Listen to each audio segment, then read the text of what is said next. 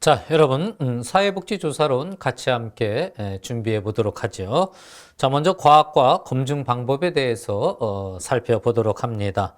과학과 비과학을 비교할 수 있어야 되겠고요. 또 균화법과 연역법을 구분할 수 있어야 되겠습니다.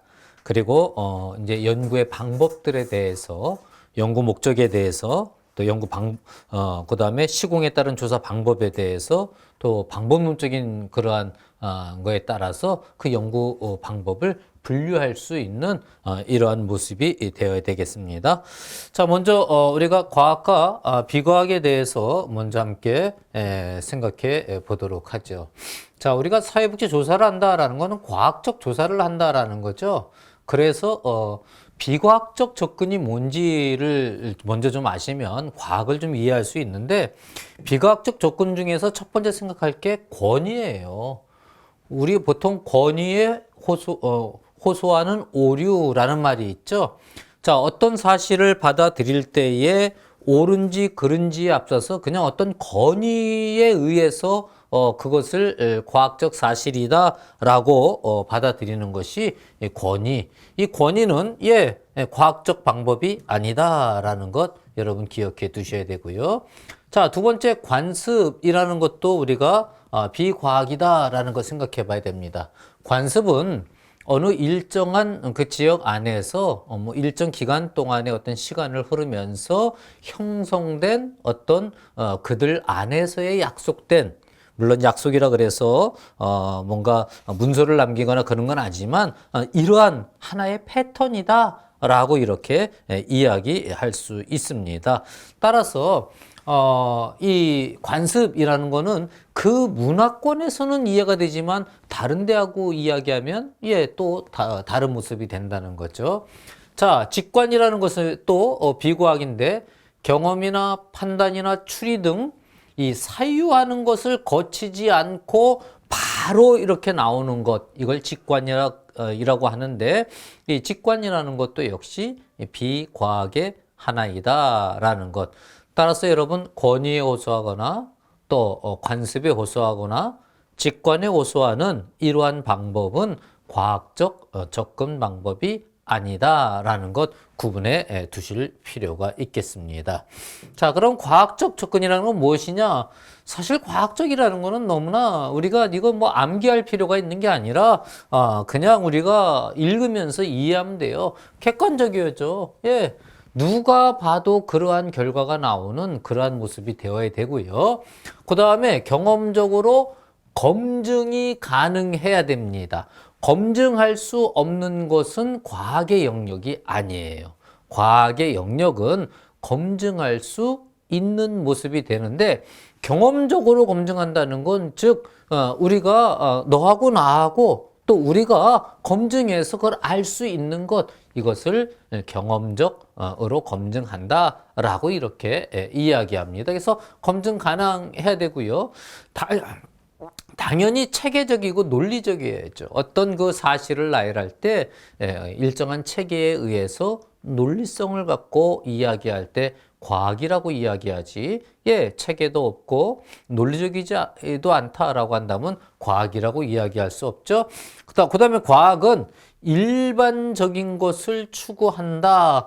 이게 뭘 얘기하는가 하면 과학은 적용성을 갖는다라는 거예요. 적용성이라는 건, 자, 이걸 하나를 밝혔어요. 그럼 이걸 밝힌 거로 끝나는 거 아니라 이걸 밝힌 걸 가지고 전체에 적용을 하려고 밝히는 거죠. 그렇지 않으면 밝힐 필요가 없다는 거예요. 그래서 일반적인 것을 추구한다 이렇게 이야기하고요. 그러면서 과학은 구체적이다.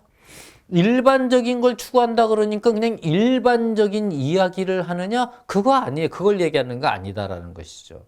어떤 것이 과학이 되기 위해서는 구체적 내용을 가지고 있어야 됩니다. 그게 모두에게 적용되어지는 게 일반적이다라는 거예요. 그래서 일반적인 것을 추구한다, 구체적이다라는 것도 함께 여러분들이 같이 아울러서 이해해 두실 필요가 있습니다. 자, 사회과학이라는 것들을 한번 생각해 봅시다. 사회과학은요, 19세기 꽁트에 의해서 사회과학이 시작되었어요. 근데 사회과학은요, 재미있는 거예요. 과학을 맨 처음에 이야기할 때 인문과학, 자연과학 또는 인문학, 자연과학 이렇게 구분했어요. 인문학은 주로 문사철이라고 하죠. 문학, 역사, 철학 이렇게 이야기하죠. 주로 사유에 의한 그러한 작업을 통해서 하는 게 인문학이에요. 자, 자연과학은 주로 어떤 걸 하느냐? 검증에 의해서 하는 게 자연과학이에요. 근데 이 19세기의 꽁토는 어떤 방법을 썼는가 하면 연구의 대상은 인문학적인 것, 즉 사람과 사람으로 구성되어져 있는 사회에 대한 것을 연구하는데 자연적인 게 아니라는 거예요. 그런데 이 연구하는 방법은 요 방법을 활용한 거. 요게 바로 사회과학이다라고 이렇게 이야기할 수 있어요. 자, 그럼 사회과학은 어떤 특성이 있는가라는 걸 보면 다음과 같은 특성이 있다라고 이렇게 이야기할 수 있겠습니다. 사회과학은 먼저 사회현상은 다양하다라는 것, 이것을 이야기할 수 있어요. 사회현상은 다양한 요소에 의해서 사회현상이 이루어집니다. 그래서 사회현상은 다양한 요소들이 드러난다라고 이렇게 이야기할 수 있고요. 사회현상은 독립적이지 않다. 어떤 현상이 하나 일어나면 이게 그냥 하나로 일어난 게 아니라 다른 것과 연관이 되어진다라는 거죠. 그래서 독립적인 사회현상은 있을 수가 없다. 그 다음에 이제 중요한 게 또 이 부분이에요. 사회 문제는요, 사회 문제에 대해서 연구하는 게 사회과학이라고 할 수 있죠. 근데 이 사회 문제는 횡단적, 종단적 관계망이 함께 연결되어진다. 자, 횡단적이라는 건 지금 이 시점에 있는 걸 횡단적이라 그래요. 종단적이라는 건 시간적이다라는 거예요. 과거로부터 지금까지 이렇게 또는 미래까지 이어져 가는 것. 횡단적, 종단적. 우리가 이 사회에서 갖는 여러 문제들은 지금 현재 나타나는 문제이기도 하지만 이것들은 또 종단적인 그러한 시간적 흐름과 연결되어져 있다라는 거죠. 자, 실업자의 문제를 하나 놓고 봅시다. 횡단적으로는 그 사람의 게으름이라 그럴지, 그 사람의 기술이 이제 효용이 없다 그럴지 이런 문제일 수도 있지만 종단적으로 볼 때는 경제 구조의 악화, 즉 그 전에 일어났던 어떤 사건으로 인한 경제 구조의 악화, 그것이 더 이제 심화되어져 가는 이러한 모습에 의해서 지금 실업이 나타나잖아요. 그러니까 횡단적인 거와 종단적인 게 같이 어우러지는 그러한 모습이 되어진다라고 이렇게 이야기할 수 있고요. 또 사회 현상은 비슷한 것 같아요. 그런데 비슷한 것 같아도 동일한 것은 없다라는 거죠. 똑같은 사회 현상은 두 번 다시 나타나지 않습니다. 왜냐하면 사람이라는 것 자체가 변화무쌍한 그런 존재예요. 그래서 똑같은 일을 똑같이 반복하는 이러한 모습이 나타나지 않는다라는 거죠. 그래서 사회현상은 비슷하더라도 동일한 것은 없다라고 이렇게 이야기하고요. 사회과학은 실험을 통해서 증명하는 것이 쉽지 않다. 이것도 참 중요해요. 자, 자연과학은 어느 정도 반복할 수 있어요. 반복하면 똑같은 결론이 똑같이 나와요. 근데 사람을 대상으로 하고 사람으로 구성되어져 있는 사회를 대상으로 하는 이 사회과학은요, 이게 똑같은 상황을 반복해서 만들어낼 수 없습니다. 그러다 보니까 실험이라는 걸 통해서 증명하는 게 그렇게 쉽지 않다라는 게 사회과학의 특성이다라고 이렇게 이야기할 수 있어요. 자, 그래서 사회과학은 정확한 예측을 했다라고 장담하지도 않는다는 거예요. 어떤 결과를 이제 만들었을 때 이게 절대적이야 라고 사회과학은 절대 이야기하지 않습니다. 그래서 사회과학은 항상 어떤 자세를 갖는가 하면 자신의 연구 결과에 대해서 언제든지 수정할 자세를 가지고 있는 이러한 모습이 사회과학이다 라고 이렇게 우리가 이야기할 수 있어요. 자, 그러다 보니까 사회과학의 핵심에 대해서 사실은 이야기했어요. 사회과학은요, 절대적인 걸 추구하는 게 아니라 개연성을 띤 일반화를 추구하는 작업이 사회과학이다. 자, 개연성이라는 건 뭐예요? 낱말 뜻은 그냥 그럴 수 있는 이라는 것이지만 이 영어를 보면 probability라고 하죠. 확률을 가지고 이야기한다 이거예요. 예. 어떤 일에 대해서 이것이 이놈의 원인이 될 확률이 90%다 또는 95%다라고 한다 그러면 10%는 다른 결론이 나올 수 있는 거죠. 요건 5%는 다른 결론이 나올 수 있는 거죠. 이걸 부인하는 것 아니에요. 그런데 그렇다 그러면 이거 10% 이거 나올 수 있으니까 이거 틀린 거야 이렇게 이야기하는 게 맞나요? 그렇지 않다는 거예요. 확률적으로 봤을 때 일반화할 수 있는 걸 수용하는 것, 이게 사회과학이다. 그래서 개연성을 띤 일반화를 추구한다 사회과학. 여러분 이게 사회과학의 핵심이다라는 것 여러분 잘 구분해 두시기 바랍니다.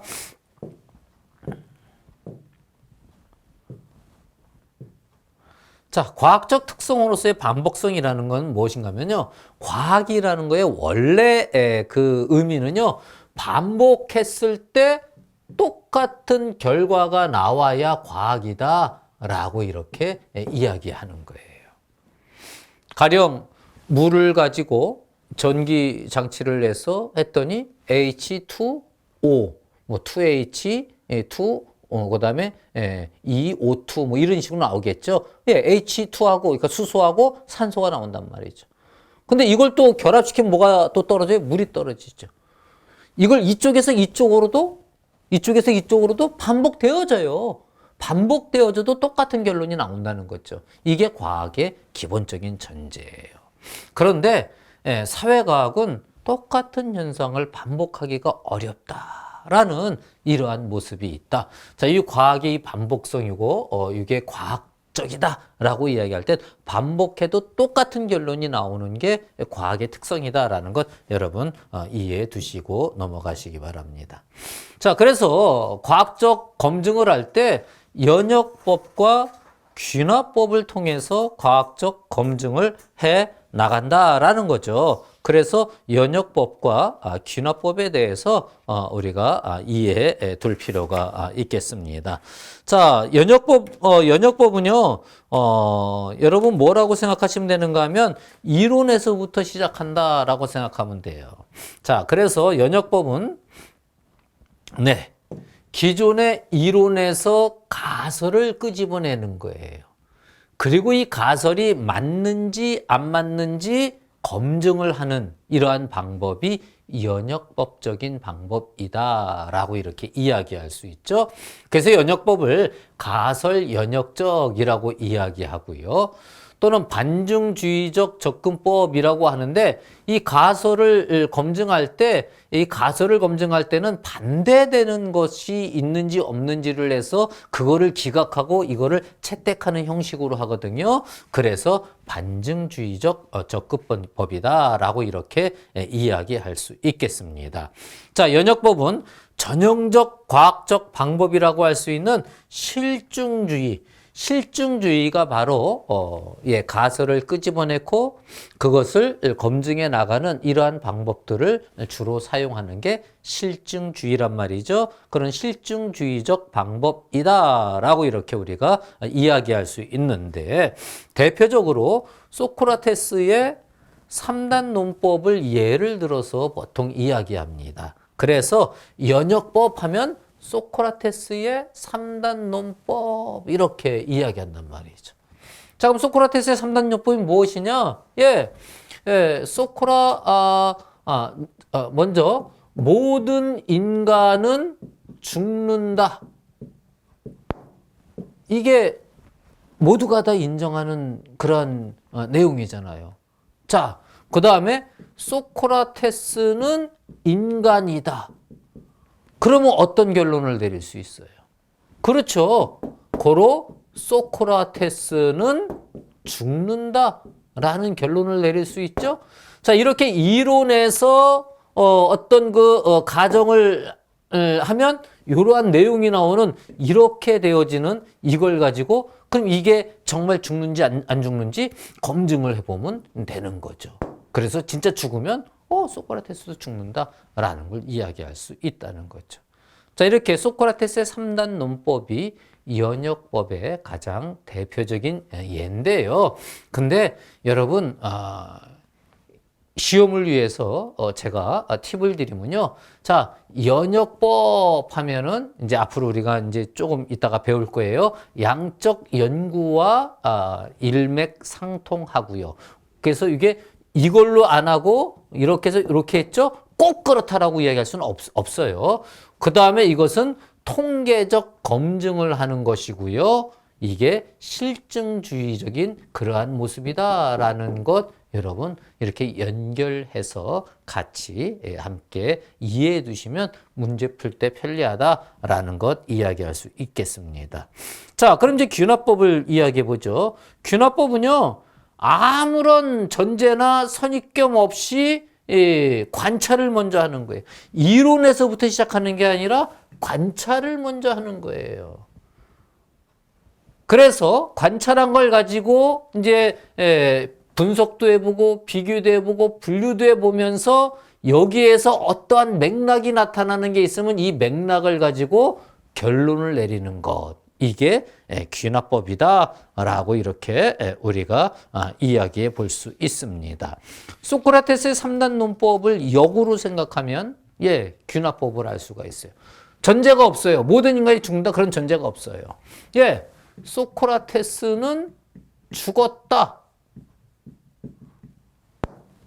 봤어요? 안 봤어요? 역사적 사건은 본 거예요. 세종대왕도 죽었다. 봤어요? 안 봤어요? 봤어요. 이원재도 죽었다.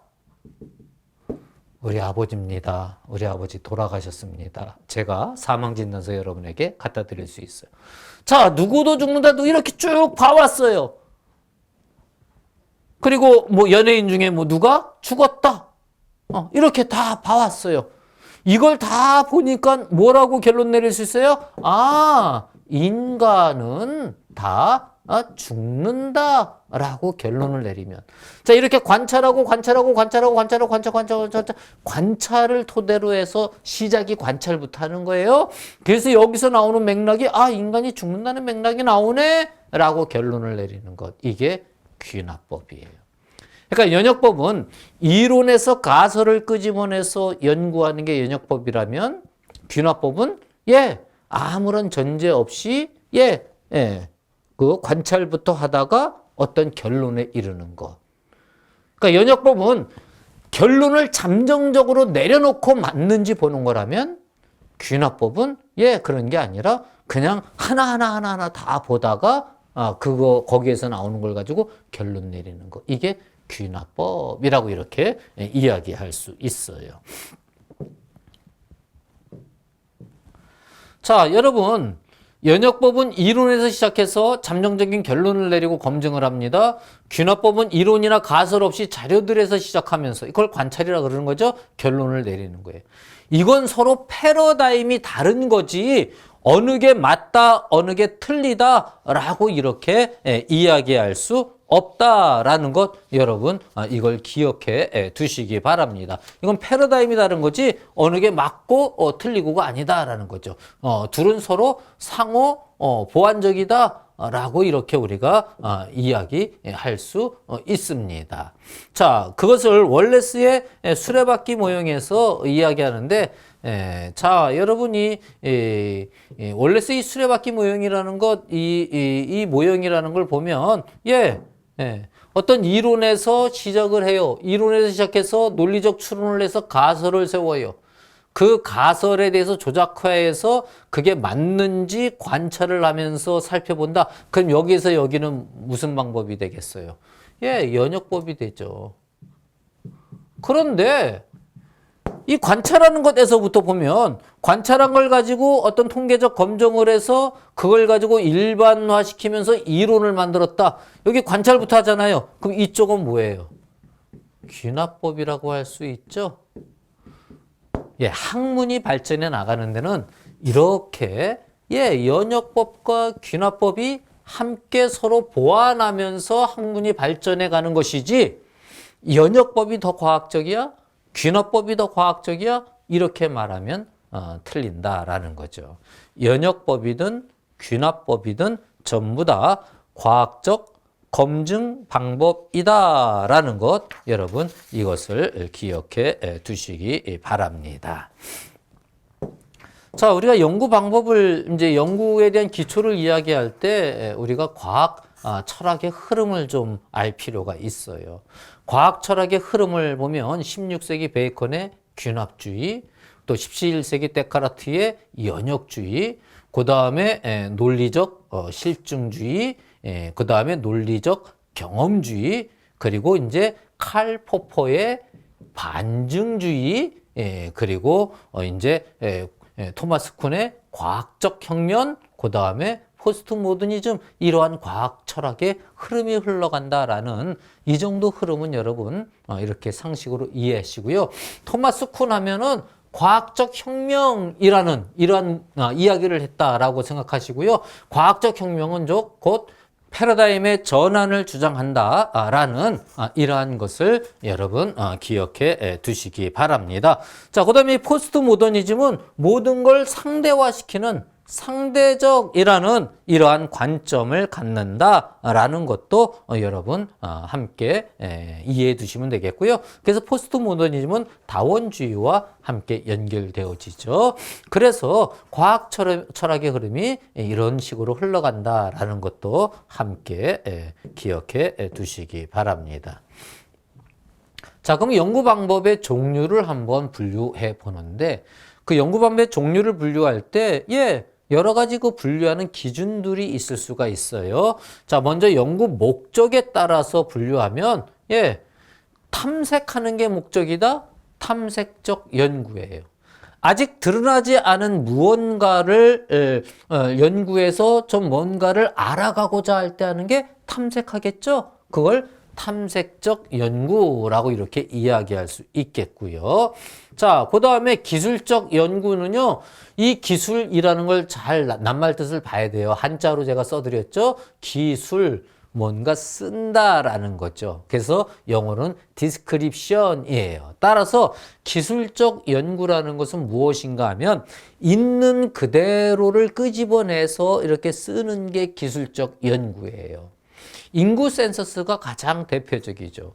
우리나라 인구는 총 4천만 명인데 그중 남자는 뭐 2천만 명 50%이고 여자는 2천만 명 50%이다.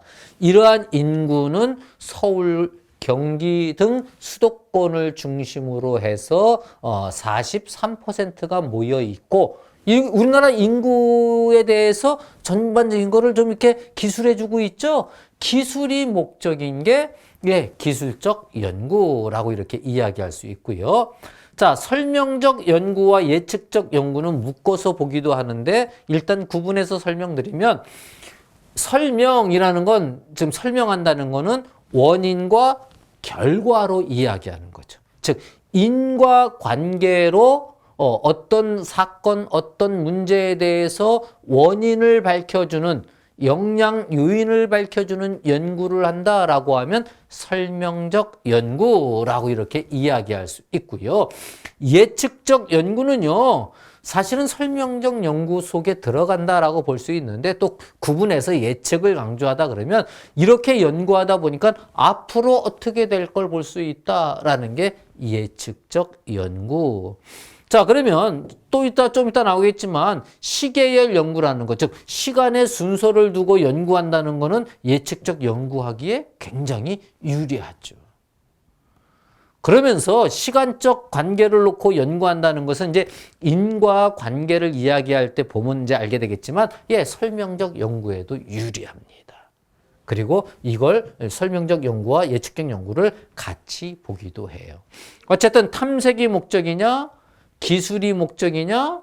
원인을 밝히는 설명이 목적이냐? 아니면 이 연구를 통해서 앞으로 어떻게 될지를 보고자 하느냐에 따라서 탐색적, 기술적, 설명적, 예측적 연구라고 이렇게 우리가 구분할 수 있다라는 거죠.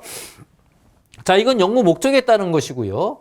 자, 연구 방법에 따라서도 연구의 종류를 이야기할 수 있어요. 문헌 연구는 말 그대로 연구의 자료가 문헌들이에요. 이 문헌이라는 건, 책, 신문, 이런 걸 다 문헌이라 그래요. 어떤 정책이 구조화되어져 있는 거, 이것도 문헌이라 그래요. 이 문헌을 자료로 해서 연구하는 게, 문헌 연구라고 이렇게 이야기할 수 있고요.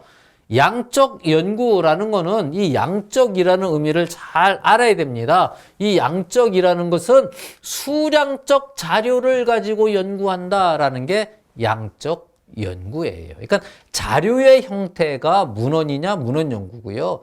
자료의 형태가 수량적으로 나타나는 거냐라는 게 양적 연구이다라고 이렇게 이야기하고요. 보통 서베이 한다라고 할 때 양적 연구한다라고 보면 되겠죠. 그리고 양적 연구는 보통 많은 사람을 대상으로 연구하게 됩니다. 그러다 보니까 일반화를 시키고자 하는 경우에 활용되는 경우가 많다라고 이렇게 이야기할 수 있겠고요. 주로 가설을 세우고 검증하기 때문에 가설을 세우고 검증하면 연역법, 귀납법, 주로 연역법적 연구 패러다임을 갖는 게 양적 연구이다라고 이렇게 우리가 이야기해 볼 수 있습니다. 자, 질적 연구는요, 그 자료가 양적이 아닌 것, 양적이 아닌 거는 전부 다 질적인 자료라고 이렇게 이야기할 수 있어요. 개별 사례를 깊이 들여다보면서 연구한다? 그러면 이거는 질적 연구. 그래서 질적 연구라는 말은 이 심층적이라는 말이 같이 쓰이기도 하고요. 정선 연구, 양적 연구를 정량 연구라고 하면 이거는 정성 연구라고 이렇게 이야기하기도 합니다. 그리고 이 질적 연구는요, 개량화된 자료보다는 주로 개량화된 자료가 아니라 주로 인터뷰나 관찰을 통해서 얻은 자료. 질적 자료는 양적 자료가 아닌 건 다 질적 자료인데 주된 거는 인터뷰나 관찰을 한 이러한 자료를 토대로 해서 이제 연구하는 게 질적 연구라고 이렇게 이야기할 수 있고요. 주로 이 연구 패러다임과 연결할 때는 구체적 사실을 들여다보는 일에서부터 시작하기 때문에 관찰부터 한다? 무슨 검증법? 귀납법적 연구 패러다임을 유지한다라고 이렇게 볼 수가 있어요. 그리고 어떤 것이 잘 드러나지 않을 때 탐색적으로 살펴보는 그러한 모습도 있고요. 그 다음에 어떤 것을 일반화를 추구하는 게 아니라 어떤 것에 대한 심층적인 깊은 것을 알고자 한다라고 할 때 보통 이 질적 연구를 씁니다. 자, 그래서 우리가 자료가 문헌이냐 문헌 연구, 양적 자료냐 양적 연구, 질적 자료냐 질적 연구 이렇게 우리가 이야기할 수 있다라는 거죠. 자, 그런데 양적 연구는 주로 통계를 활용하기 때문에 이거 더 과학적인 것 아니에요? 라고 이렇게 이야기하는 경우가 있어요. 근데 여러분, 연역법과 귀납법 이야기할 때 뭐라고 이야기했어요? 어느 게 더 과학적이다라고 이야기했어요? 둘 다 똑같은 과학 패러다임이 다른 둘 다 검증법이라 그랬죠? 그거와 똑같아요. 왜냐면 양적 연구는 연역법적 방법을 주로 사용하고 그 다음에 질적 연구는 귀납법적 방법을 사용하잖아요. 이게 대별되어지는 어떤 패러다임이 다른 것이지 다 과학적 방법이고요. 나는 통계를 못하니까 질적 연구해야지. 난 통계를 잘하니까 양적 연구해야지. 그것도 틀려요. 연구 주제에 따라서 질적으로 할 것인지 양적으로 할 건지. 즉 가설을 세워서 검증할 거면 양적 연구로 하는 것이고 특별한 사안에 대해서 깊이 그 심층적인 걸 드러내고자 한다. 그러면 질적 연구를 하고요. 또 연구 주제에 따라서는 통합적 연구도 가능하다라는 거죠. 두 개를 함께 하는 것도 가능하다. 그럼 질문. 통합적 연구가 양적 연구, 질적 연구보다 더 나은 거겠네요? 아니요. 그렇게 얘기하면 안 돼요. 통합적 연구를 할 필요가 있을 때 통합적 연구를 하는 거지. 두 개를 합쳤으니까 더 나은 거다. 그런 식으로 이야기할 수 없다라는 것. 그래서 적절한 연구 방법을 활용하는 게 가장 이상적이다라는 것 여러분 기억해 두시고요. 자, 이제 중요한 게 시공에 따른 종류인데요. 앞에 양적 연구냐 질적 연구냐라는 것도 출제된 그런 그 경향성이 있지만 이 시공에 따른 이거를 구분할 수 있는 거에 대한 출제가 또 간혹 되고 있습니다. 횡단 연구는 한 시점을 끊어서 그냥 그 시점에서 조사한 게 횡단 연구예요.